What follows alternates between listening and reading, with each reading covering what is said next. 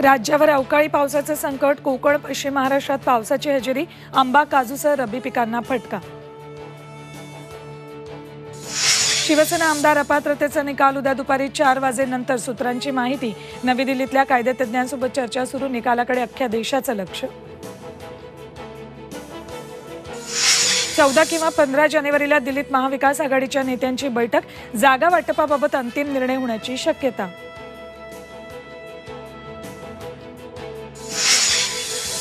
अयोध्येतल्या भव्य दिव्य सोहळ्याची 12 ते 15 जानेवारी दरम्यान ट्रायल. श्रीराम जन्मभूमी ट्रस्ट मंदिर समितीचा मोठा निर्णय.